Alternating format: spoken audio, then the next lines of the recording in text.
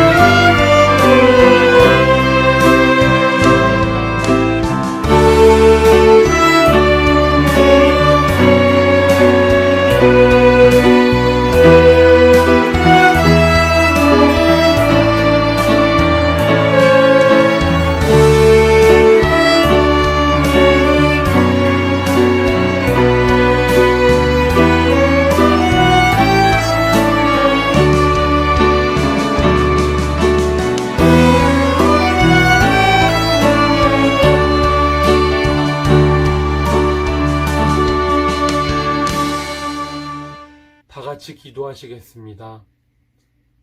사랑의 하나님 감사합니다. 정말 더욱더 모이기 힘들어지는 이때에 온라인으로라도 같이 예배할 수 있게 허락하심에 감사합니다. 주님, 비록 저희가 지금 모이기 힘들지라도 정말 모여서 예배할 그때를 우리가 기대하며 기도할 수 있도록 허락하여 주시옵소서.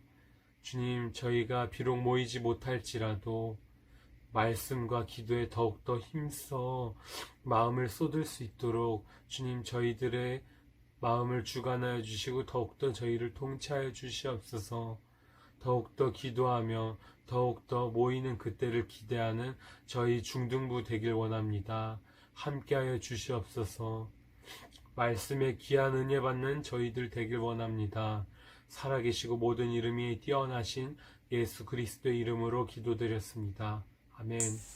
네, 오늘 함께 볼 말씀은 마태복음입니다. 마태복음은 신약 성경에 제일 처음 있죠. 마태복음 6장 14절하고 15절 두 절만 함께 읽도록 하겠습니다. 제가 가진 성경으로 신약 성경 8페이지, 신약 성경 시작하면서 바로 나오죠. 신약 성경 8쪽 마태복음 6장 14절과 15절 말씀. 자, 금방 찾을 수 있죠. 금방 찾았을 거라고 믿고 오랜 시간이 걸리지 않아도 됐을 거라 믿고 함께 한 목소리로 두 절 봉독하도록 하겠습니다. 자, 시작. 너희가 사람의 잘못을 용서하면 너희 하늘 아버지께서도 너희 잘못을 용서하시려니와 너희가 사람의 잘못을 용서하지 아니하면 너희 아버지께서도 너희 잘못을 용서하지 아니하시리라. 아멘. 자, 오늘 말씀의 제목은 용서입니다. 네, 다른 제목으로 할까 하다가 용서라고 좀 간단하게 말씀의 제목을 정해봤습니다. 사실 성경에서 보면요, 용서에 대한 예화가 가장 유명한 예화가 한 가지가 있습니다. 바로 마태복음 18장에 나오는 1만 달란트 빚진 사람에 관한 이야기예요.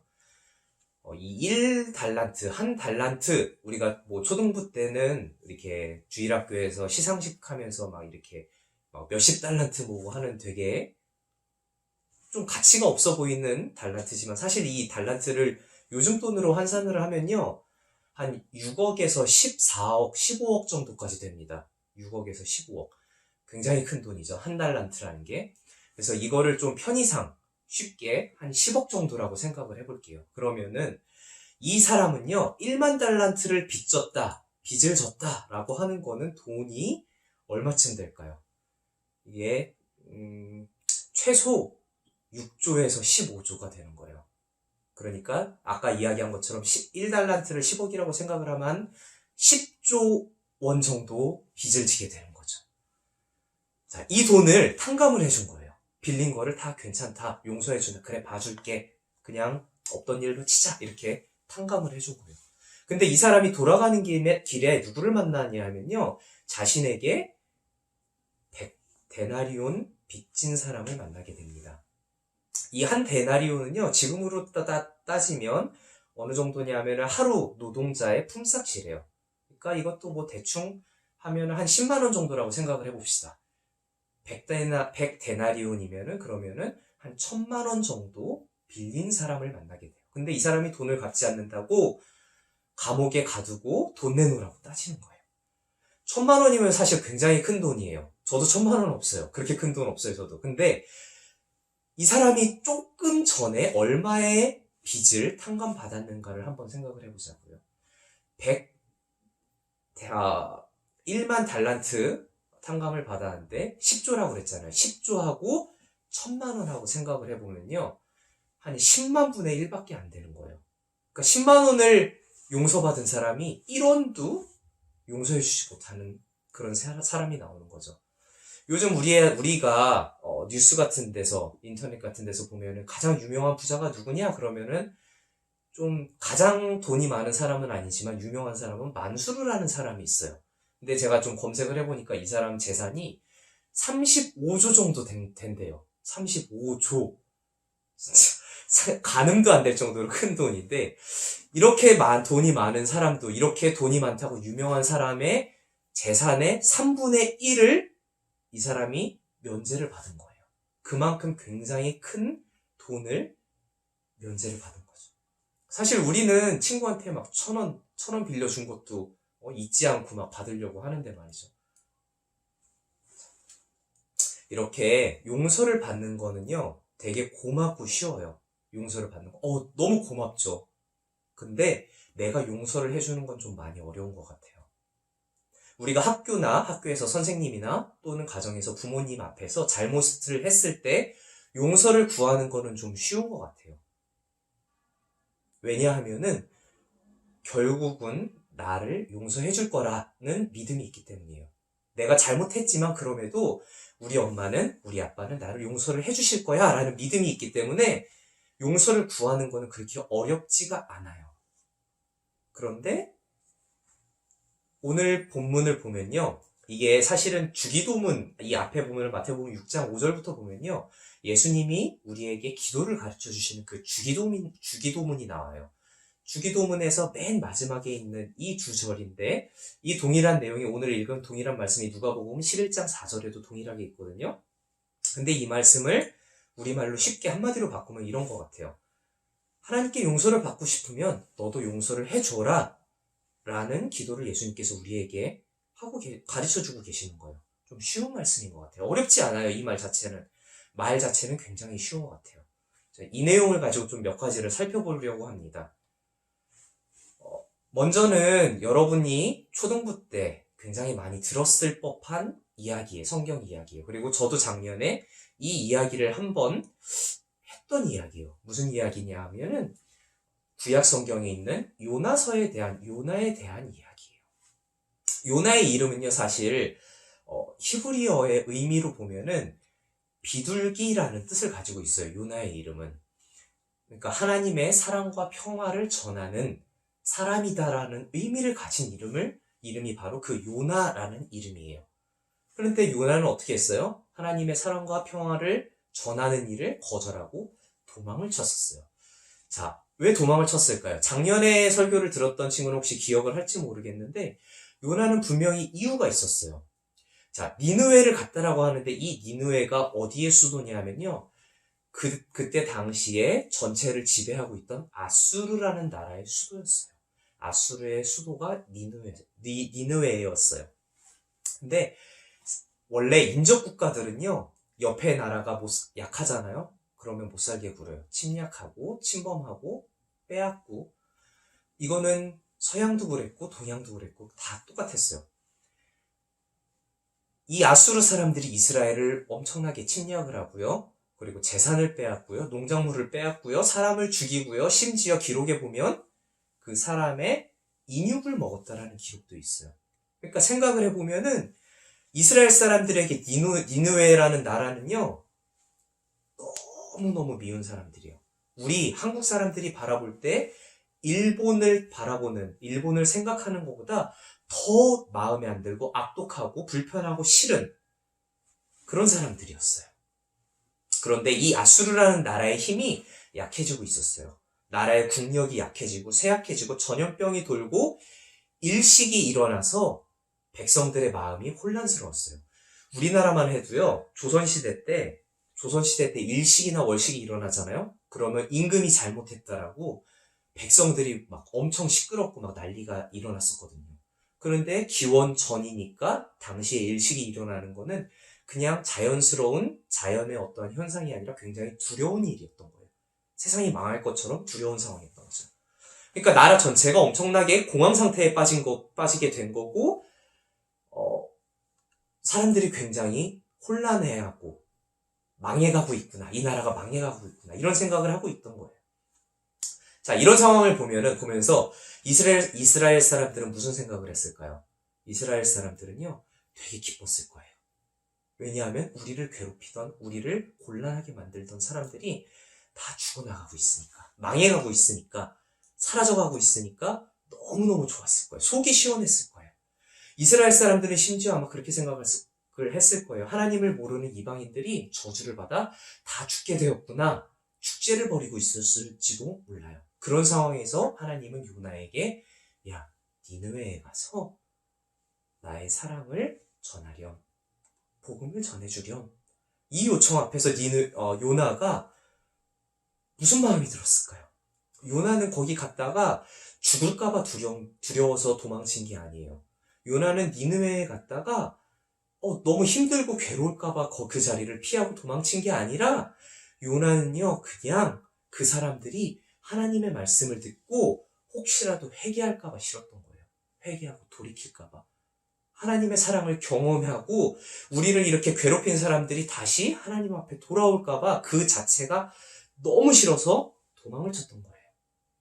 함께 예배를 드리자라고 오면은 어제까지 나를 괴롭혔던 저 악랄한 사람들이 그러고 나오면은 내 마음이 어떻겠어요? 나는 이렇게 아프고 나는 상처받고 나는 힘든데. 우리나라식으로 표현하면요, 이런 거예요. 내 눈에 흙이 들어가기 전에는 그 꼴 못 본다. 나는 절대 싫다. 나는 절대 그렇게 하지 않겠노라라고 요나가 다시스로 도망을 가게 되는 거예요. 요나의 이름처럼 하나님의 사랑과 평화를 전해야 되는데 요나는 하나님의 마음에 관심이 있었던 게 아니라 인간적인 자신의 마음에 더 집중을 했던 거죠. 그래서 니느웨 사람들이 죽기를 바랬고 미워하기로 자신의 마음을 선택을 했던 거예요. 자, 두 번째로 살펴볼 건요. 오늘 우리가 함께 읽은 마태복음 말씀에서 용서라는 단어를 조금 한번 살펴보려고 합니다. 이 용서라는 말은요, 헬라어로 아피에미라는 단어예요. 이 단어를 우리가 가지고 있는 신약 성경에서는 어떻게 번역을 했냐면요, 용납, 허락하다, 그리고 주어버리라. 주어버리라라는 이게 뭔 말이냐면요, 속옷을 달라고 하면 겉옷도 내어 주어버리라. 이때 사용된 게 바로 이 단어 아피에미라는 단어예요. 자, 용서라는 말은요, 분명히 우리가 함께 읽은 마태복음에서 나온 이 용서라는 단어는요, 야, 그냥 하나님의 사랑으로 그 일이 없었던 일처럼 그냥 이렇게 봐줘라, 이런 의미가 아니에요. 이 말의 뜻은요, 죄를 없었던 것으로 하라는 강요하는 그런 의미가 아니라요, 죄의 판단은 하나님이 하실 것이다 라는 의미를 가지고 있는 용서예요. 자, 심판은 우리가 심판을 하면 안 돼요. 우리는 심판을 할 수가 없어요. 이 심판은 분명히 하나님의 몫이에요. 하나님을 믿고 신뢰하고 의지한다면 너는 용서를 해주고 내가 심판하려는 마음을 네가 읽고서 좀 불쌍히 여겨라. 그 사람은 너한테 그렇게 악랄한, 하나님 보시기에 악한 일을 행했으니까 결국 심판 받을 것이니까 네가 그 사람을 불쌍히 여겨라. 이런 의미를 가지고 있다는 거예요. 그렇기 때문에 우리에게 왜 용서를 하라고 하시냐면요, 내 마음으로 용서를 해주어 하나님께서 사람에게 하실 심판 때문에 그를 불쌍히 여기고 중보 기도를 해주라. 그런 의미에서 용서라는 거예요. 정죄하라 혹은 그냥 다 없었던 일로 해라, 이런 의미의 용서가 아니라는 거죠. 근데 우리는 이렇게 생각을 할 거예요. 그 사람 때문에 내 속이 얼마나 아픈데, 내 마음이 얼마나 고통받았는데, 내가 얼마나 힘들었는데, 그런데 내가 어떻게 그걸 용서를 해줄 수 있겠어요? 우리는 못해요. 못하는데, 지난주에도 제가 말씀드린 것처럼 나는 할 수 없는데 내 안에 하나님이 계시기 때문에 우리는 용서를 할 수 있고 용서를 해야만 되는 거예요. 하나님은요, 너도 그렇게 용서받은 사람이니까 그 용서를 너도 너의 옆에 있는 사람에게 용서를 해주렴, 그렇게 소망하고 기대하고 권유를 하시는 거예요. 네가 용서를 해주면 이 땅에서 매인 게 하늘에서도 풀릴 것이야 라고 우리에게 사랑의 말씀으로 사랑을 보여주기를, 사랑을 표현하기를 원하신다는 거죠. 자, 세 번째는 이 용서를 해야 되는 이유에 대해서 조금 더 구체적으로 한번 살펴볼 겁니다. 자, 우리는 왜 용서를 하기 싫을까요? 다른 게 아니라 저는 이거를 이렇게 생각을 했어요. 이렇게 정리를 해봤어요. 내가 선택한 내 감정이니까, 내 선택에 대해 책임을 지고 싶은 거고 내 감정에 충실하고 싶은 거예요. 용서해주기 싫은 게 내가 그 사람을 미워하기로 결정을 했고 용서하기 싫은 마음으로 결정을 했다라는 거예요. 내 선택을 되돌리기 싫은 거예요. 이거를 전문 용어로 바꾸면 똥꼬집이라고 하죠. 똥꼬집. 우리는 이런 선택이나 판단을 되게 이성적으로 했다라고 해요. 제가 이렇게 잘못을 했고 나는 충분히 했지만 이거는 도저히 용서해 줄 수 없겠다 라고 이성적으로 판단을 했다라고 생각을 하는데, 근데 사실은 보면요, 이성적이 아니라 그런 미움에 대한 선택은요, 이성이 아니라 감정적으로 선택을 하고요. 그리고 두 번째는 뭐가 잘못됐냐 하면요, 우리가 판단을 할 수 없다라는 거예요. 우리는 사람을 판단을 할 수 있는 권한이 없습니다. 우리는 할 수 없어요. 그냥 내 친구에게 실수한 사람에게 야, 너 이거는 조금 실수한 것 같아 라고 말을 해주는 건 판단이 아니에요. 가르쳐주는 거겠죠. 자, 이거에 대해서 가장 대표적인 게 구약 성경에서 다윗 왕 사건이에요. 다윗 왕이 밧세바를 간음하고 그의 남편을 죽이는 사건. 그 이후에 다윗 왕에게 누가 찾아오냐면은 나단 선지자가 찾아와요. 나단 선지자가 찾아와서 뭐라고 하냐면요, 예화를 들고 이런 사람이 있어요 라고 이야기를 하니까 다윗 왕이 야, 그거 그렇게 잘못한 사람이, 악한 사람이 누구야, 그러면 안 되지 라고 하면서 막 화를 내니까 나단 선지자가 그게 바로 왕입니다 라고 이야기를 해요. 그냥 잘못을 가르쳐줘요. 가르쳐주니까 다윗 왕이 그때부터 회개를 시작을 하는 거예요. 나단 선지자는요, 다윗 왕을 향해서 정죄하지 않았어요. 이게 중요한 사실이라고 생각을 해요. 선지자이기 때문에 나단 선지자는 충분히 그런 일을 할 수도 있었을 것 같은데, 그런 표현을 할 수 있을 거라고 생각을 하는데, 그는 끝까지 잘못에 대해서 분명히 짚어주기만 하고 판단은 본인이 하는 게 아니라 하나님께 넘겨드리는 거예요. 우리는요, 대부분의 경우에 감정에 취해서 화를 내고 정죄를 하고 욕을 해요. 내가 피해를 받고 고통을 당했다라고 하면요. 저는 이런 반응 자체가 틀렸다라고 이야기하고 싶지 않아요. 그럼 그게 맞을 수 있어요. 감정적으로 나도 상처도 받았으니까, 나도 아프니까. 그런데 그럼에도 불구하고 판단은 내가 하지 말고 하나님이 하실 일이라는 사실을 좀 기억을 했으면 좋겠어요. 우리는 하나님이 아니니까. 하나님께서 하실 일을 하셔야 되고, 우리는 우리가 해야 될 일을 해야 되니까요. 우리가, 인간인 내가 하나님의 일을 대신 하려고 하잖아요. 그러면 그게 바로 죄예요. 그 사건이 바로 창세기 3장에서 나오는 선악과 사건이에요. 뱀이 하와를 꼬시면서 뭐라고 했어요? 네가 이 열매를 먹으면은 하나님과 같이 눈이 밝아진다라고 했어요. 같이. 하나님과 동등한 위치가 되니까. 하나님이 하실 일을 너도 할 수 있어라고 꼬시는 거예요. 그게 바로 죄예요. 내가 해야 될 일이 아니라는 거죠. 하나님께서는 분명하게 분별해 주실 거고, 그리고 가장 선하게 처리를 해 주실 거예요. 하나님을 신뢰하시기 바랍니다. 자, 오늘 말씀은요, 왜 이런 이야기를 하는 걸까? 여기까지만 하고서 설교를 딱 마치면요, 도덕적인, 윤리적인 그런 설교가 되고 끝날 거예요.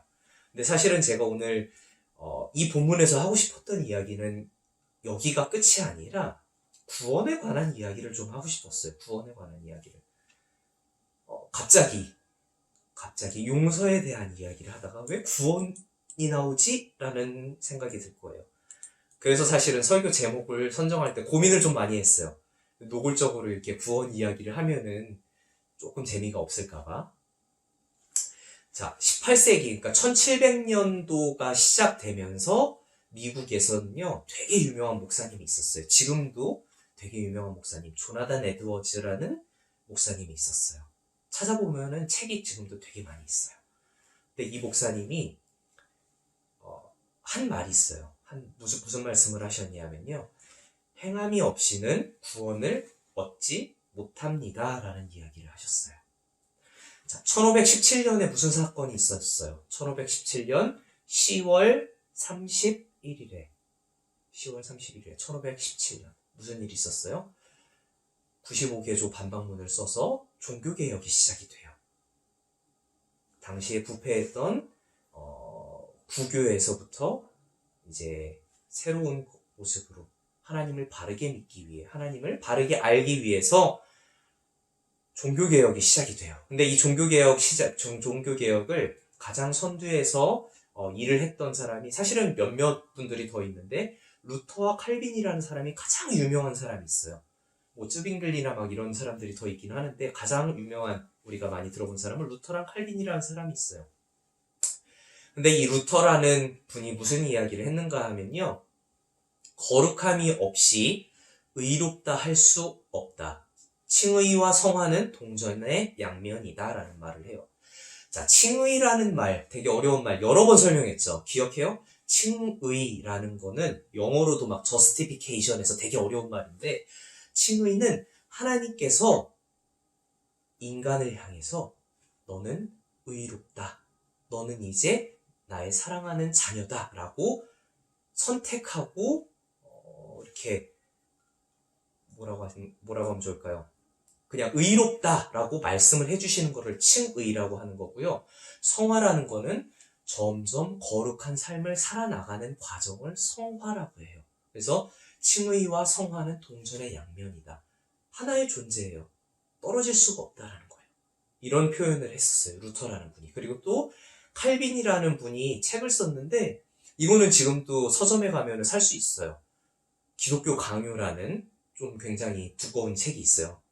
보통 한 3권으로 나눠지거나 한 권으로 하면 되게 두꺼운 1000페이지가 가볍게 넘어가는 기독교 강요라는 책이 있는데 그 책에서 뭐라고 하냐면요. 우리가 행의로 의롭다 하심을 받은 것도 아니고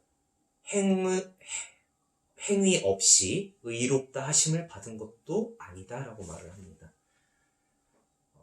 우리가 거룩한 삶을 사는데 가장 어려운 게 사실은 저는 용서라고 생각을 해요. 우리나라 말에 보면은 이런 말이 있어요. 귀신은 뭐 하나 몰라 저 인간 안 잡아가고 라는 말이 있어요. 이게 뭔 말이냐면요. 누가 봐도 악하고 독하고 미운 정말 죽어마땅한 사람인데 모든 사람이 뒤에서 그 사람 욕을 할 때 이렇게 이야기를 하는 거예요. 귀신은 뭐 하나 몰라 안 잡아가고. 그런데 나에게 잘못을 한 사람은 주변 사람 모두에게 잘못을 한 게 아니에요. 이게 무슨 말이냐면요. 저 사람이 유독 나한테만 잘못을 해서 나만 저 사람을 용서하기 싫을 때가 있다라는 거예요. 그 사람은 오히려 다른 사람 누구에게 내 친구에겐 정말 좋은 사람이 되기도 해요. 또는 반대로 가족에게는 소홀히 하고 남에게만 잘하는 사람들이 있었어요. 저는 그런 사람들도 가까이에 있었어요.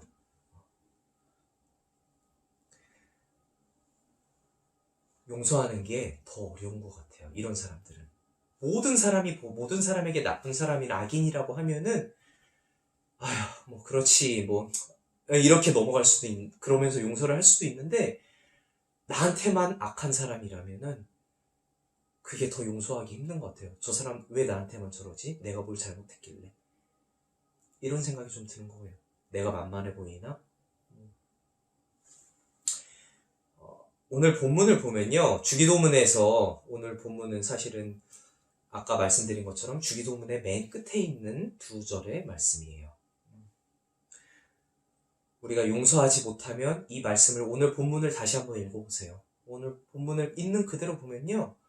우리가 용서하지 못하면 하나님께서 나를 용서하지 못하신다 라는 되게 무서운 말씀이에요. 내가 하나님께 용서받기를 원하면 나도 내 주변의 사람을 용서해 줘야 된다. 그런 말씀을 하고 계시는 거예요. 여러분, 어떤 사람을 향해서 사랑하면서 미워하는 게 동시에 가능해요? 아니요. 둘 중에 하나밖에 안 되는 거예요. 사랑하거나 미워하거나. 근데 하나님은 성경에서 우리에게 뭐라고 말씀하시냐면, 특히 예수님을 통해서 신약 성경에서 뭐라고 하시냐면, 작년 1년 내내 이야기한 것처럼 하나님을 사랑하고 내 이웃을 사랑해라 라는 말씀을 하고 계세요. 이게 가장 크고 첫째 되는 계명이래요. 사랑하라는 거예요. 예수님 분명히 이렇게 말씀하시는 거예요. 네가 용서하지 않으면, 이웃을 사랑하지 않으면, 하나님 말씀대로 살지 않으면 하나님도 너를 용서하지 않으실 거야. 너에게 너는 누구냐고, 나는 너를 알지 못한다 라는 말씀을 하실지도 모른다라는 거예요.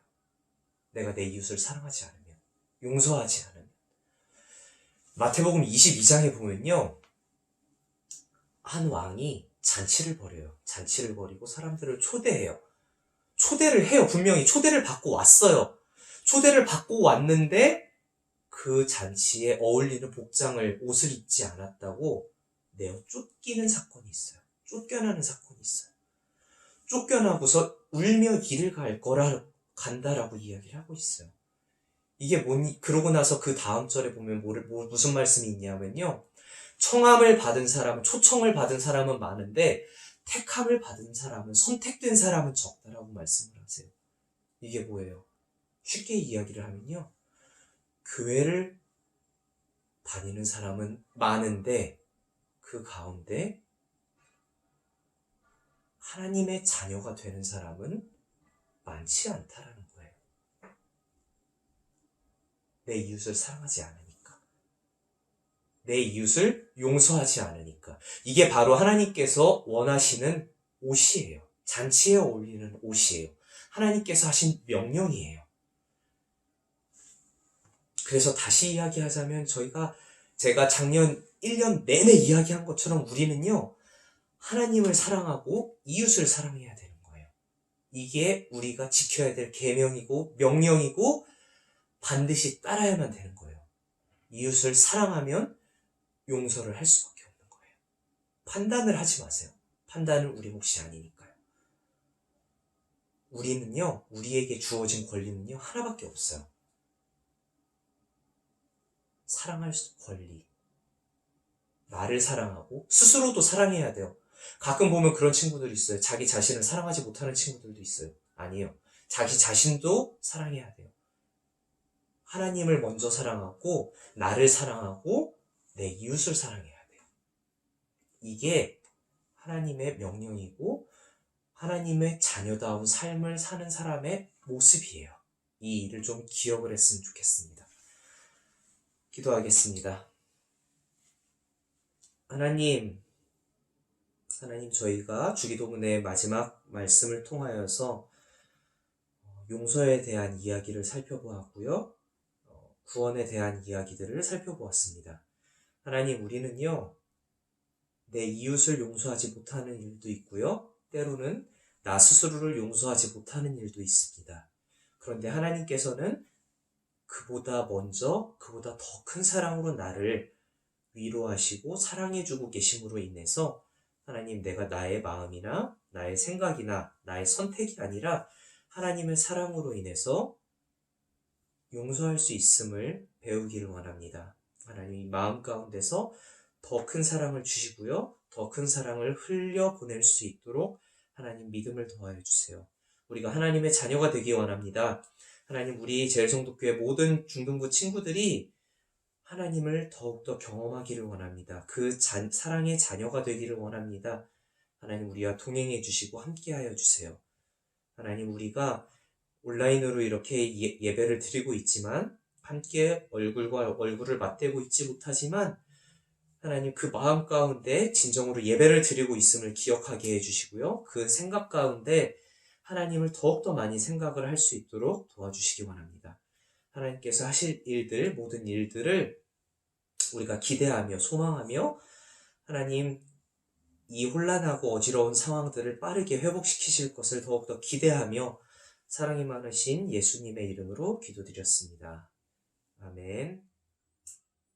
자, 광고 드리겠습니다. 오늘 광고는 두 가지입니다. 첫 번째는 영상 예배를 드리고 있는 모습의 사진과 그리고 소감을 영상으로 찍어서 저희 중등부 단체 카톡방에 올려주시면은 저희가 모바일 기프티콘을 선착순 5분에게 보내드리도록 하겠습니다. 자, 혹시 중등부 단체 카톡방에 들어오지 못한 친구가 있으면은 담임 선생님께 말씀을 해주세요. 그러면은 초대를 해드리도록 하겠습니다. 그리고 두 번째 광고는요, 비슷한 광고인데요. 성경 읽기. 여러분, 2020년 1독. 요즘 시간 많죠? 성경 열심히 읽어주시기 바랍니다. 성경 1독을 목표로 하고 있는데, 성경 읽기에 관한 사진, 그리고 영상, 이런 것들을 올려주시면은 이것도 기프티콘, 모바일 기프티콘을 5분 보내드리도록 하겠습니다. 자, 이상 광고를 마치도록 하겠습니다. 주기도문 하심으로 오늘 3월 22일 주일 두 번째 영상 예배를 마치도록 하겠습니다. 하늘에 계신 우리 아버지여, 이름이 거룩히 여김을 받으시오며 나라의 마옵시며 뜻이 하늘에서 이루어진 것과 같이 땅에서도 이루어지이다. 오늘날 우리에게 일용할 양식을 주옵시고 우리가 우리에게 죄진 자를 사하여 준 것과 같이 우리 죄를 사하여 주옵시고 우리를 시험에 들게 하지 마옵시며 다만 악에서 구하옵소서. 대개 나라와 권세와 영광이 아버지께 영원히 있사옵나이다. 아멘.